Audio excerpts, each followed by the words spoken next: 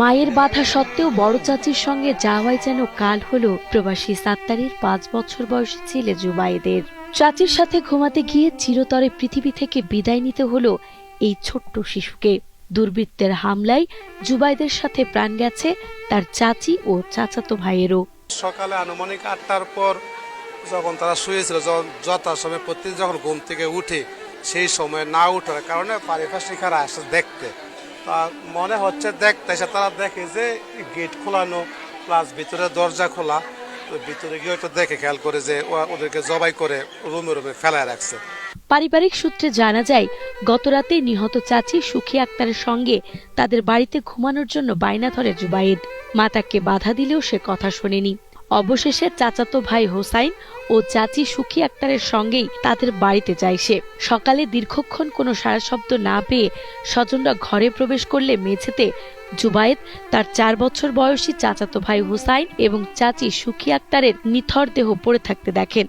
আমি আসলে দাদা শিখো গো সুমার মা আমার ফুটে দিয়ে বিছনাতে বলে কইল আপনি দেখছেন না এন্দা কইয়া যাইতেছেন দা চালে ঘুরে মাইরা লাগছে চালে হুমুল লইব করতে তো গিয়া ফুইদা চাইছে জুবাদ রে আব্বু তুমি তো পড়ে গেছো গা উঠো সাইদি জালের ফুটে জব করে দিয়া লাগছে শিক্ষার তো আমি বারুইয়া আমি কই ইয়া গায় না তোমরা জালের ফুটে দি মাইরা লাগছে আমার ফুটেও তো করছলা আমার ফুটে নি মাইরা লাগছে জালে জুবায়েদের মতো সুখী এবং হোসাইনও ছিল প্রবাসীর স্ত্রী ও সন্তান।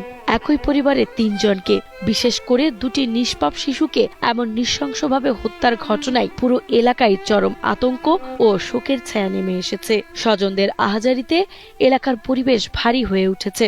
স্থানীয়রা এই নির্মম ঘটনায় দ্রুত অপরাধীদের শনাক্ত করে দৃষ্টান্তমূলক শাস্তির দাবি জানিয়েছেন। যেরকম আমার কাকি করে যেরকম মারছে এরকম তারও আমরা ফাঁসি চাই ভাই।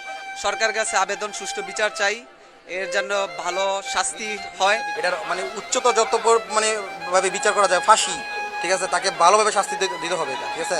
আমার ভাই ফুট পায়ের বল শট করে দিয়ে গেছে আর আমরা কি চামু আমরা হাসি চাই বাসান। খবর পেয়ে পুলিশ ও আইন শৃঙ্খলা রক্ষাকারী বাহিনীর সদস্যরা দ্রুত ঘটনাস্থলে পৌঁছে পরিস্থিতি নিয়ন্ত্রণে আনেন। পুলিশ জানিয়েছে, মৃতদেহগুলো উদ্ধার করা হয়েছে এবং ঘটনার রহস্য উদ্ঘাটনের তদন্ত শুরু হয়েছে। একজন প্রবাসী স্ত্রী এবং তার ছেলে এবং প্রবাসী স্ত্রীর যার ছেলে এখানে গলা কেটে হত্যা করা হয়েছে। আমরা আসছি এ বিষয়ে আমাদের সিআইডি কুমিল্লা এবং পিবিআই কুমিল্লা টিম আসতেছেন, আমাদের সিটি অফিসার আসতেছেন।